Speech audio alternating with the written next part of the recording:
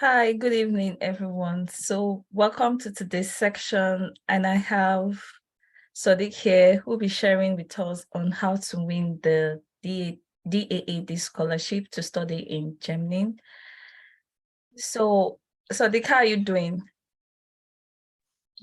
Good, Precious. Good evening. Hello, everyone. My name is Sadiq Onigbokun, and I'm a DAAD scholar in Germany. Okay, good to have you here. Sadiq, I want to know, why did you choose to study in Germany?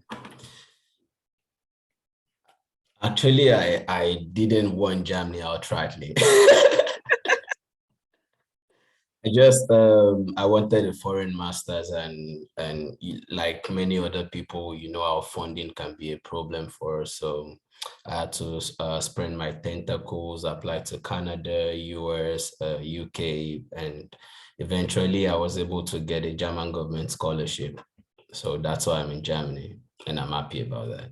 Oh, good to know. So, how is Germany treating you? What's it like to live in Germany? A lot better than back home, and I think comparatively considering my other friends that are also in other countries, I think Germany is a really good place to be in. The system is really good and quite a lot of bureaucracy in terms of, but it's a really great country to be in. And I think anyone who comes to live in Germany will definitely enjoy it.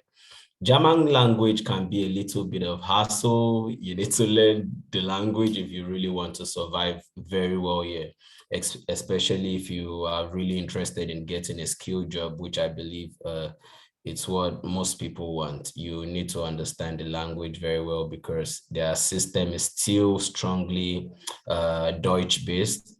So, but aside that, I think the people are good, the weather is good, winter is depressing, very, very depressing. But yes, it's a good country to live in. Okay, so let's start to the reason why we're here today. So you won the DAAD scholarship, and a lot of people now, I think just like you say with funding, scholarship, I can testify to that. I know how scholarship makes difference in the life of everyone.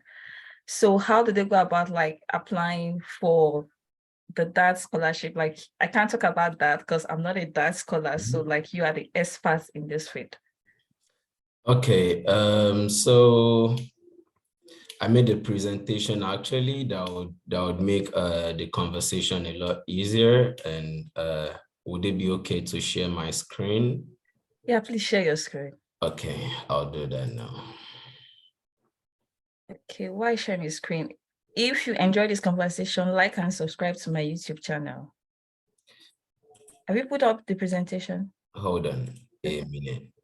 Host disabled participant, please can you authorize me? Can you allow other participants to share? Okay, so what I'll allow you to share, just like you were talking about the language, can you, what's the word I was going to say? So is it compulsory that you have to learn the German language first before you're given the scholarship? No, you don't have to. When you get because most of the German government scholarship, particularly for Africans and many developing economies, they are usually their language of instruction is in English. So you really don't have to have a German proficiency before applying. But when you apply as part of DAD contract, you have to go through an intensive language course. For me, it was 2 months. For some program, it's 6 months, depending on which DAD route you're coming through. So yeah, but you have to take it once you get the scholarship. Okay, that's fine. I think you can share your screen now. Okay, thank you. All right. Share. Okay. So I'll go slideshow. Okay.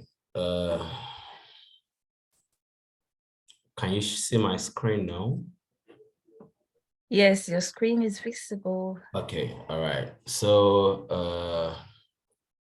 let's start. So I'll be taking us through the application requirements for different DAAD program, the application process, the scholarship value, how to write a winning S.O.P. Then I'll give the floor to people to ask their questions, and I'll provide answers at the best of my knowledge.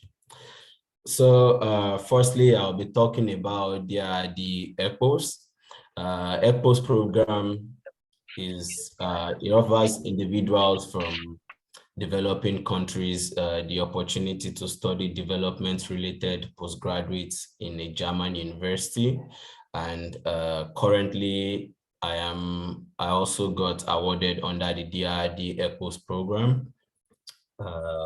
And I presently study regional development and planning in Germany at TU Dortmund University.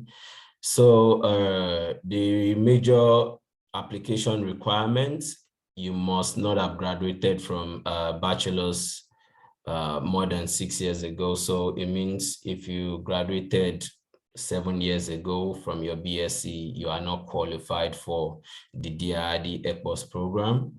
Also, your university degree needs to be above average, at least a 2-1 mostly.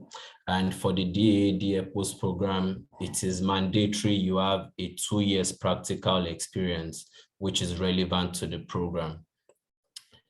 And down here, I put the English proficiency differs based on institution and course. So for my course, for example, English proficiency is important, and they don't allow a letter of proficiency from the university, which means you have to have an IELTS of at least a band 7 for you to be able to get in. While I've seen a few of my friends whose institution and course allows a letter of proficiency from their university. Then I'll talk about Helmut Schmidt. The Helmut Schmidt program is really focused more on social, political, and economic development. And it has a really almost the same requirements just as the EPOS program. Your graduation too must be lesser than 6 years. Then you have to graduate from either pol science, law, economics, public policy, and administration. And you must be willing to support your home country after graduation, as well as have a practical experience in the program you're applying for. Okay. Okay, so the application process for the DAAD, EPOS, and Helmut Schmidt program. The application process is almost the same. Firstly, you search for your preferred course. So at the end of this program, I'll drop the link for the DAAD EPOS course catalog, as well as the Helmut Schmidt course catalog. So on the course catalog, you can check your preferred program, your preferred course there.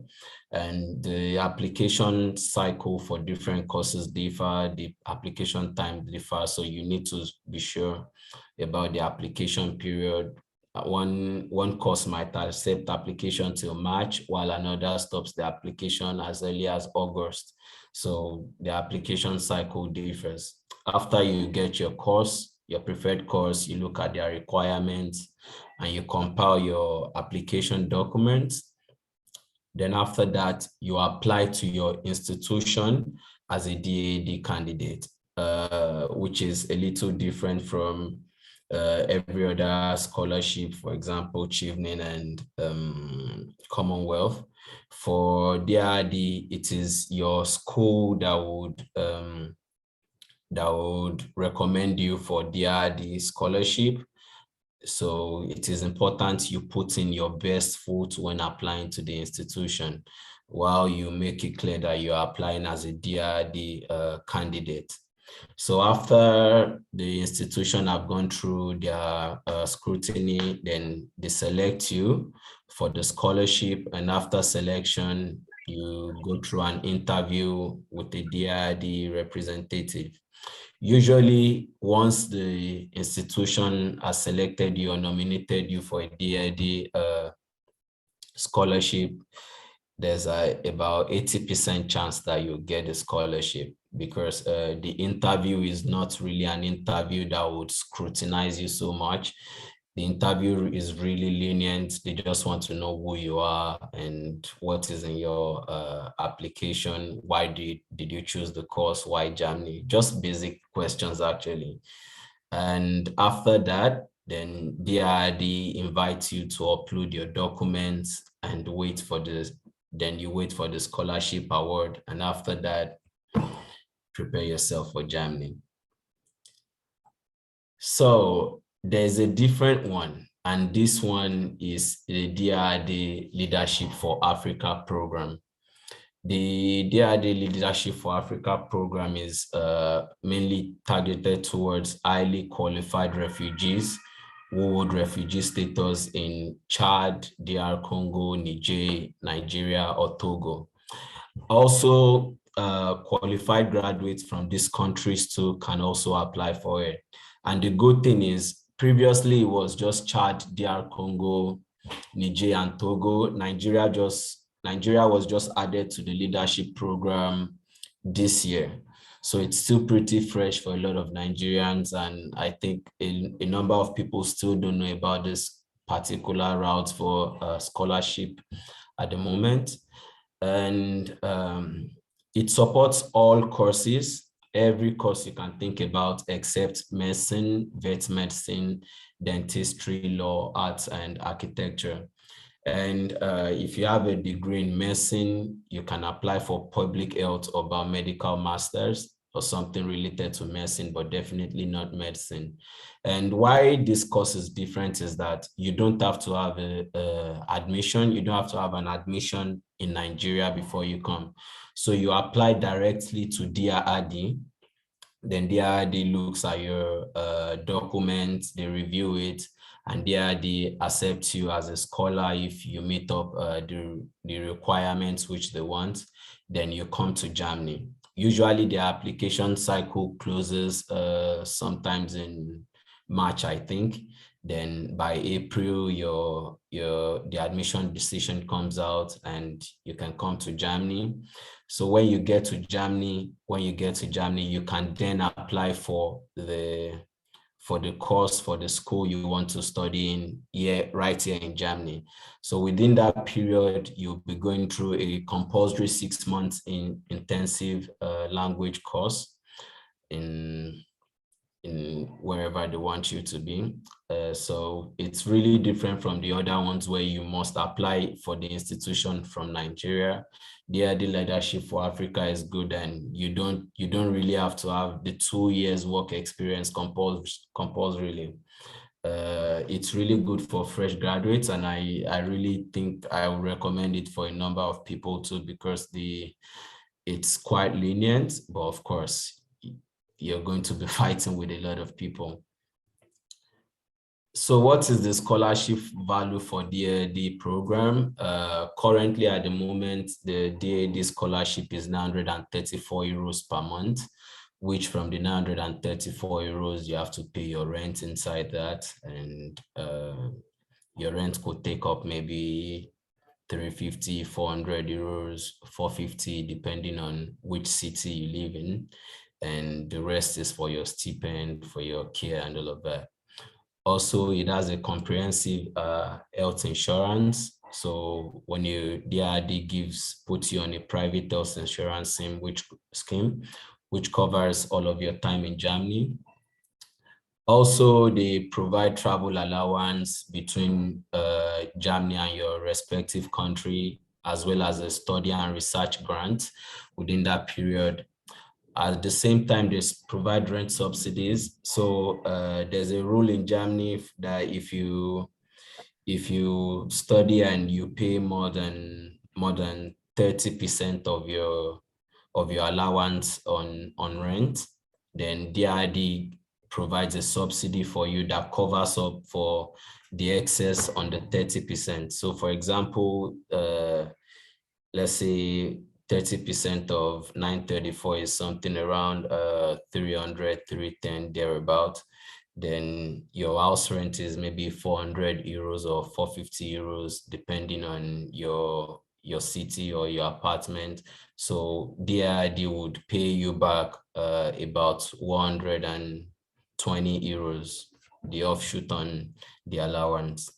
And they also give family supplements. So if you have a family, if you have a spouse and you get to Germany, you want to bring your spouse over to Germany, you're allowed to get some supplements that would be able to help you cater for your spouse as well. And you get to learn a language course of up to 6 months, which is mandatory, except for DAAD airports, which the language requirement is only for 2 months. Let me slow down now and be sure everyone is getting me. Maybe we have someone who wants to ask a question or something. No, it's fine, Sadiq. Just continue. Take the Okay. question at the end. Okay, all right. Thank you. Okay, so I'll go through this really quick. Writing a winning S.O.P. To be very honest, there's really no straight formula towards writing a winning S.O.P. Different people with different tricks, different styles, depending on what works for you. But largely, this works for me all the time, and it's the star approach. So firstly, I usually like to start with what is the situation. If there's a specific problem that you have identified and you would like to solve, then it's usually the best foot for me to start. So usually you go with a very strong fact, an undeniable fact that is visible to everyone, and you feel like this is important for you to solve.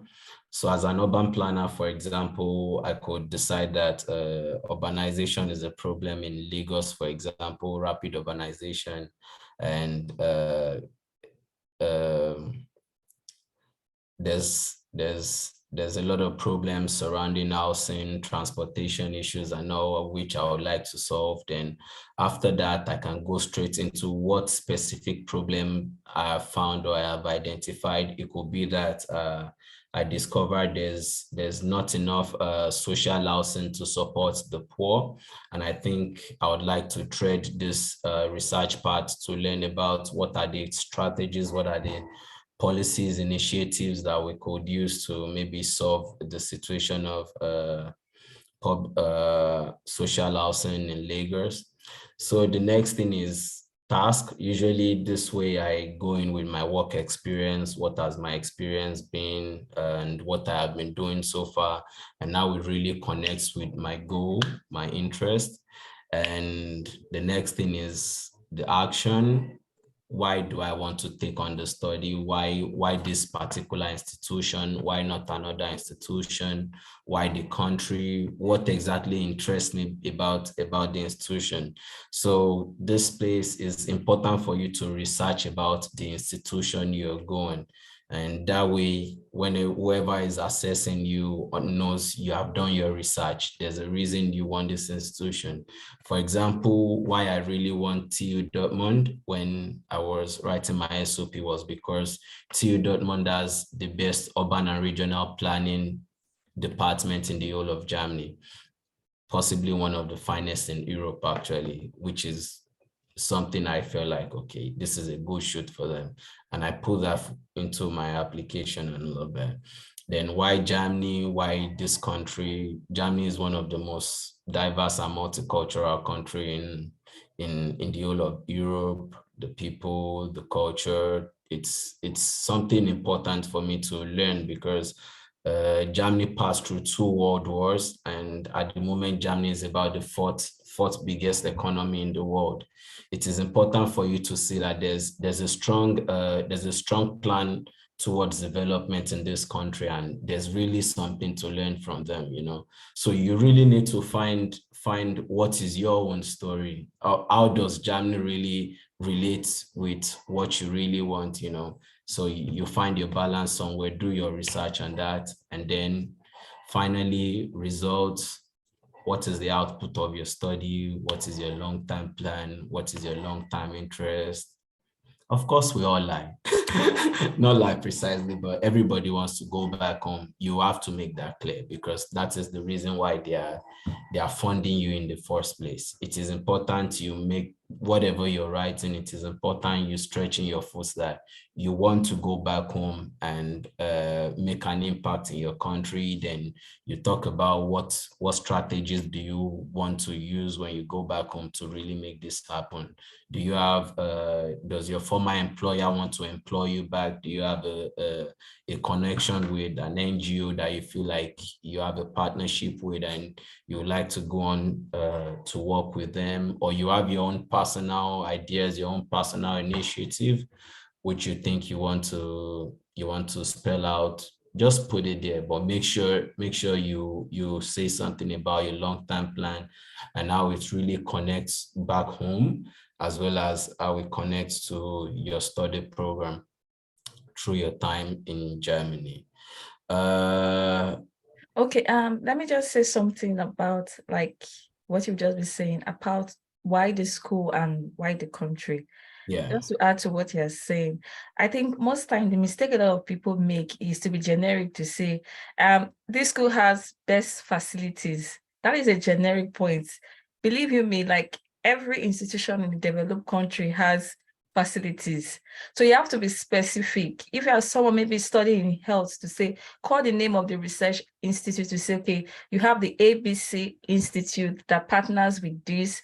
They specialize in so and so. So with this, my course, I'll be able to, rather than just writing, they'll take your own application compared to someone who is just saying facilities. Mhm. Again, why the institution? You can even talk about the lecturer, because for me, what I did for my own scholarship application was to say, oh, these lecturers in this field, and these people, they are well-renowned professors, they are active in research. You can even talk about their publication. You can talk about what you want to learn from them and how studying with them can kind of like give you this skill to apply back home. So my own advice is be specific for anything that you're writing. That's what differentiates you from somebody else. Stop writing generic to say the lecturers are, who are the lecturers? By the time this information, they are very open at the university website. Like me, when I was applying for my institution, like I'm sure that University of Bristol, I'm sure that this was like, shall we even come to this school physically? But I've never been there. I read like literally almost every page in the school website to say, I know this is what is there. I know what is happening there. So you want to be sure that you have done your own assignment so that is what you're not the only one applying for a scholarship. There are diverse people competing with you to get a scholarship. So always sell yourself hard. Okay, thank you, Sadiq. Yeah. Yes, I would buttress on what you said, that you are not the only person applying for a scholarship. For my scholarship, there was about 8,000 applications and only 350 scholars were selected. So it's a really strong competition, very strong competition. And another thing, like I was saying to Precious earlier, is DAAD scholarship is one of the easiest scholarship to apply for, because it doesn't really take so much of your time, like Chevening and Commonwealth. So a lot of people should take advantage of that. And another specific thing is you will feel really. It's one truth many people don't want to accept, and I think is another reason a lot of people are not applying for scholarships or something. It's not easy. Like I said earlier, 8,000 people. These are also genius. And there's one thing I've noticed about scholarship. It's not really about how well you are academically. It's also about how strategic you are in positioning yourself and writing your essays. And your grade is just a part of it, to be very honest, just one part of it. I was reading on a friend's page yesterday about someone at the first stage of the application, based on his academic performance and all. He had about 81%. He was leading. Then by the time they had the first interview and all of that, and he dropped off. And at the end of the day, he didn't even make the reserve list of the scholarship, you know. So it's really hard. You really have to be prepared and put in the work, really. Your profile is important. Yeah. Your profile is very important. And it's also one thing a lot of people don't want to go through. You have to make sacrifices. When I was working in Lagos, I was earning ridiculously small, you know. But I knew I was getting a strong experience there, an experience that I know those who have this experience have spent maybe 10, 15 years in service. And it's just my first year out of university, and I'm getting this kind of experience. So it was good for me. I feel like, okay, you have to lose one. You know, it's either you chase the money or you chase the dreams. One has to slow down for one, and it was all worth it at the end of the day. So yeah, I think I would stop on that. Then Yeah, because someone just asked a question okay. about this. Yes. So talking about experience, like volunteering counts as experience. Like, I don't know if it happens for that, but I think volunteering is also like experience. You don't have to really be into like full-time work. Maybe volunteering, like in my application, I even talk about from university. I was involved with student government, little things here and there with my NYSC, stuff like that. So people want to see that your track record. So most time, why you are thinking, oh, you want to have like the perfect profile, like Barack Obama. They're not looking for perfect people. They're looking for people that have vision, future. With the little space you are, what have you done? They want to help you to build your capacity to become the bigger person. So most time people are waiting for like perfection first. Like you want to have everything first. The little one that you have built, use it. It's the way you sell yourself. Just the way Sadiq is saying. Don't write anyhow. Learn to like use powerful words, action words. And most times it's not about the grades too. Like for chiming in, I know someone who even graduated with HND, got his full scholarship to study masters. So it's not compulsory that some people are thinking, oh, I must have a BSc first or have a master's first, or I must have a first class. I know people have two who have third class. They get selected over people with first class. So most times it's not really about grades, it's about like, apart from grades, like your capacity, what else can you do? Because it's not only book scholarship is for. There are other areas, other dynamics of life. So if you're able to like sell yourself high, and even when you have a low grade, there's a way you can say, okay, why were you having like a low grade during uni? Maybe you were going through tough times. You have to work to like pay your school fees, or you don't understand the system. But then turn it around to say, even with these challenges, that taught me this and this. I have learned these skills and this. And even with that, I've been able to grow and build my capacity to this stage that if I even have this master's, I can do more. So don't let the things you don't have to limit you. I always tell people, the one that you have, sell it, use that one, stand on that one, and tell them that, see, you need me. And stop taking scholarship like the scholarship people are also doing you a favor. You are also doing them a favor because they don't want to invest their money on anybody. That's why I tell people, I said, they need me the way I need them more. It's not a one-sided relationship. So take yourself that they need you, that you have value, and stop selling yourself short. That's what I would say here. Sadiq, do you want to continue? Yes, someone asked the question. She said that this is mandatory 2 years work experience. Does freelance count in your application? Yes, if your freelance work is directly related with the program you're applying for, then it counts. So again, it depends on how you're able to package yourself. But as long as your freelance job is well aligned with what you really want to apply for, then of course it counts. For example, now, if you're, say, an urban planner and you want to apply for an urban planning related course, but your freelance most times is in something else that is not related to urban planning directly. While you have that experience in terms of time, it is not directly related with what you want to apply for. So your freelance experience needs to really correlate with what you're applying for. Did I answer you very well, Verity, or you need more clarity? It's okay, so that you can continue. We'll take more Okay. questions at the end. Okay. She's good. Okay, yeah. I think that's the end of my presentation specifically. And Precious, I don't know, maybe you have more things to add. Yeah, maybe you can stop sharing your screen. Yes, please. Okay, thank you. Yeah. Yeah, so I was gonna ask, like, so with the DAAD scholarship, can you like switch field to say maybe someone did a science degree and now for that, your master's, you want to study something totally different. Can someone like try that with the DAAD scholarship? Most of the time, something like that is possible, but again, you have to have a strong justification for it.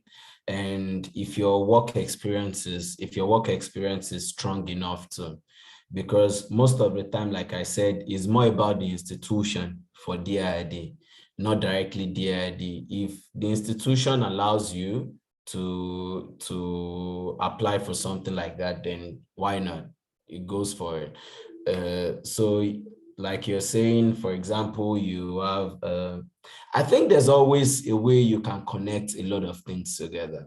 There is usually always a way you can connect it, because as an urban planner, if I work in the bank, for example, there's always a way I can connect what I do with banking, with chemistry, with a lot of things, with engineering. So you should also be willing and ready to explain all of this. And maybe it's a total shift from what you have in BSc, which is not new. We see it very well because most of us, when we start working, a lot of people, is not really the field where they had their bachelors, where they start working. So in situations like this, you really need to sell yourself. You need to sell yourself very well. So it's possible, of course. Yeah, I think it's possible because that's me, because I have my BS in science and now I'm doing my master's in social science. So and still yet I got a fully funded scholarship. It's the way you saw yourself, just like Sadiq said, because in my application, I said, yes, even though I have like my BS in this is the reason why I shifted from science to social science. And this is also my future plan with what I want to do with my degree. Yeah. So there's a way like you can really tie these things together. And if you are ever in doubt, ask questions. One thing about the institutions here in developed country, if you send an email, they will always respond. Like my friend also on the Commonwealth Scholarship, like she too likes doing data science for business, but she doesn't have like a business background. And this, she wrote to the institution to say, are you willing to like take me? And they're like, sure, let's read your application first. So again, ask questions. They'll kind of like guide you to say yes, no. Send an email, they will respond. It's not like the institution we have like that nobody answers it here. They will always want to like give you answers to questions Yes, like that. I remember when we got there and I saw how my professors related with me, and I'm like, we don't have this relationship back home. Back home, we used to be so afraid of our professors, and nobody cares here. Nobody really cares. Just do what you want to do and go. And in Germany, nobody will chase you. They won't chase you why you don't come to class or whatever. Nobody would search for you. As long as you're able to pass, fine. And if you fail, fine too. And the exam is really tough. My exams were oral exams, and those were really hard, very hard. I had 4 oral exams in front of professors, and I was burning. But it's a lot different because I wasn't afraid to speak in front of my professors. I was really confident in front of them, and it was good. So like she said, ask questions, email them. If there's anything you don't understand, email the department, email the faculty, they'll respond to you very fast. It's not like Nigeria where you send emails and don't even bother, nobody will respond. I've been in that situation and it's like, come on.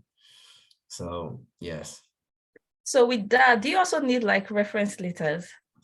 Yes, your reference letters are very important for DAAD. In fact, whoever is sending your reference letter has to come with a stamp on it.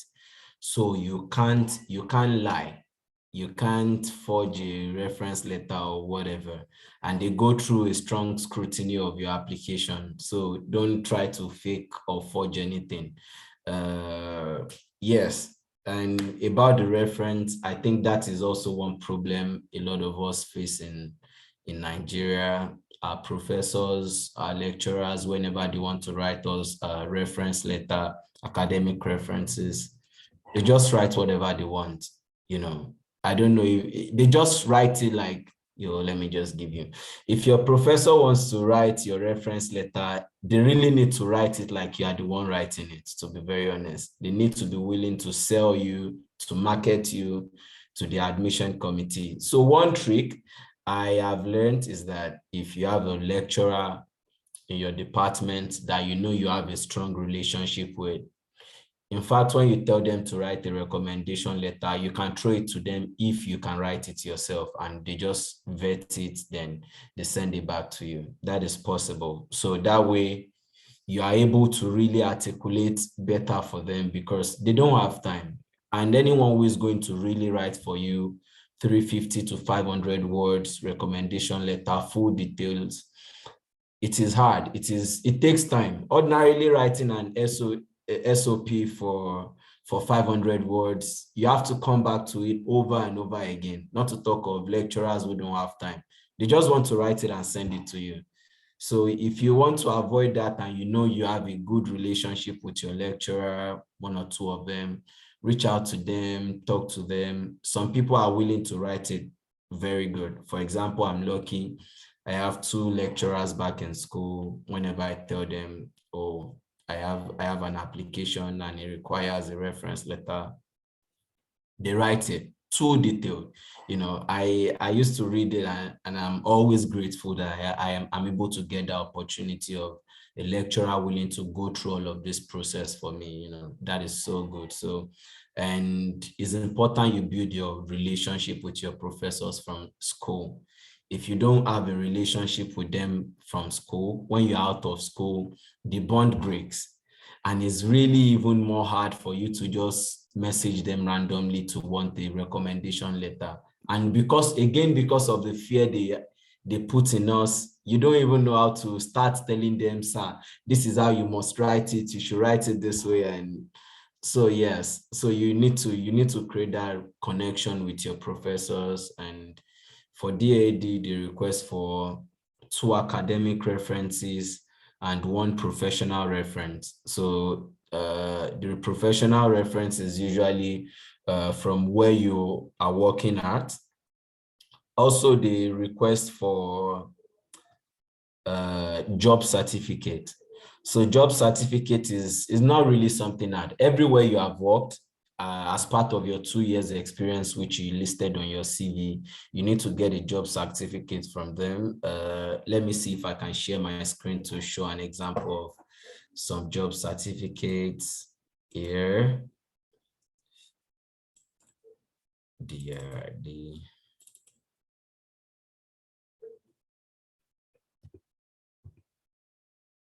A minute, please. But what about like people that are kind of trying to switch courses now, like to a different field? Do you think that because I mean, what's your academic? We write about like the degree you did, and now you're trying to do something else. Do you think? I don't know if you understand my question. Yes. Like your situation, yeah. Is that what you're saying?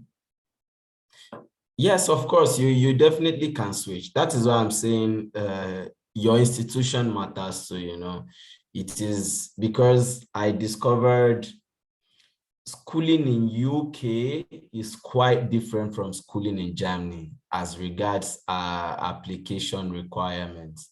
And also,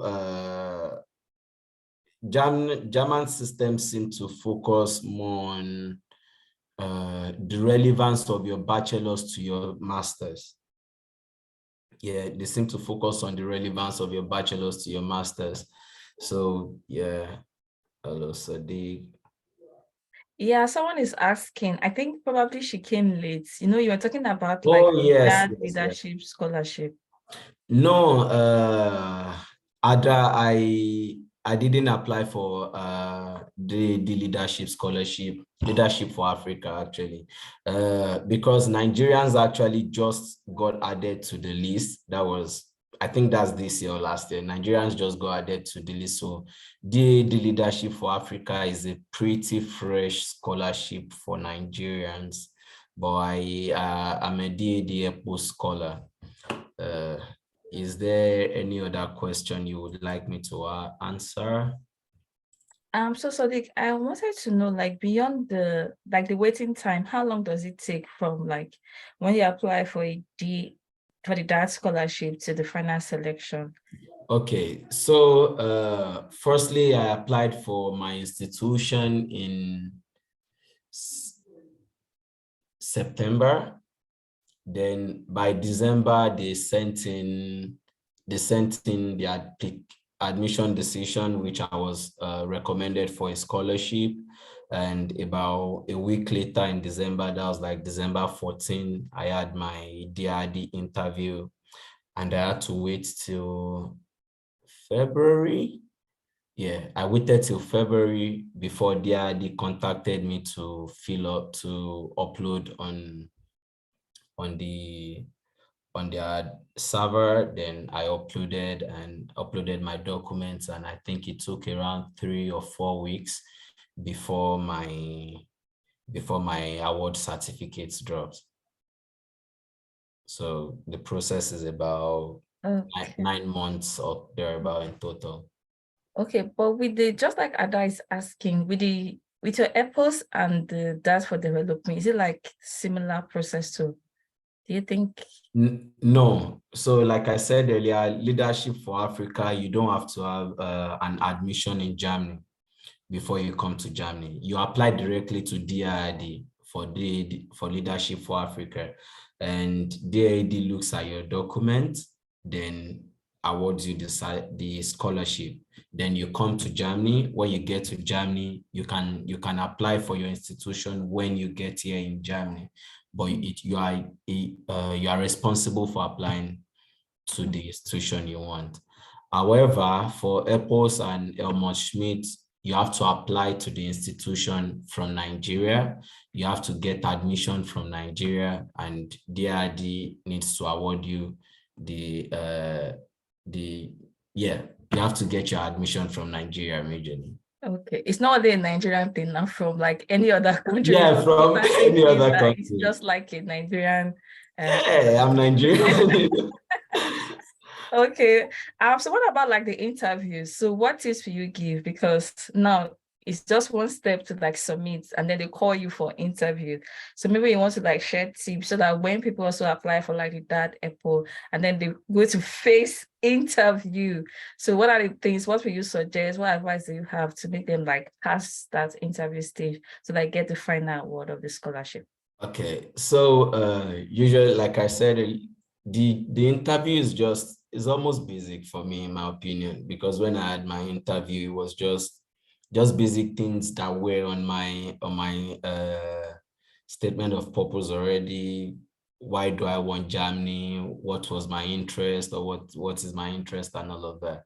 And it could even get very interesting. I have a friend who also got into my program this year. Two of my friends actually got into my program this year, and they also got the scholarship too. And for them, one of them was nominated in 2 institutions, and during his interview, it was so good that both him and the professor interviewing him, they ended up talking about family, home, and all of that.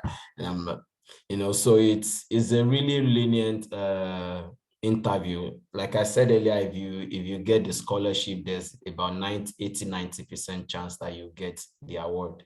So the interview is not, they are not trying to scrutinize you on your research ability or what is your research interest. Do you know what you're doing? Nah, it's just to know you basically. Okay, I think this person also joined it talking about work experience. I think you've answered that before.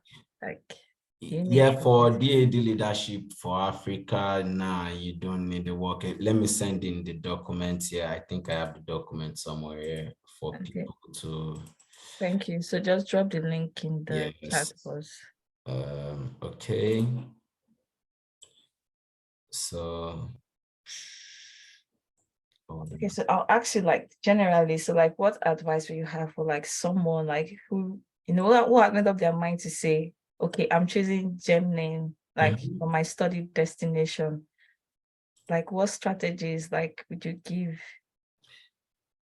I think is always very important to be able to have someone who can guide you.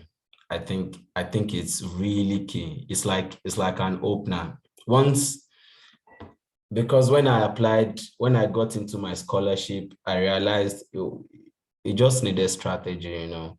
And it is important. Once you get the strategy, that's all that matters. You need someone to guide you. You need a second eyes on whatever application you are writing. You need someone to look at your S.O.P for you. Because most of the time it's so hard for you to find your own mistake. You're articulating it and your brain is just in one direction. Like me, every of my application, I have to send them to my mentor. He goes through them, he reviews them, sends it back for me corrected. And each time he sends it back and I'm like, oh, I've been writing nonsense all of this time. It's so helpful when you have someone who can help you and know your strengths. To know your strengths, if you know your strength, it helps you. Because I know a lot of people who just want to be everywhere. Don't be everywhere. The scholarship I applied, I got my program. I missed the application cycle back in 2021. Yes, back in 2021, I missed the application cycle. Then I set a notification since 2021 for 2022. So then I got the alert around July 2022, and I'm like, yes, it's application time. And before then, I've been applying, or I've been compiling my documents already.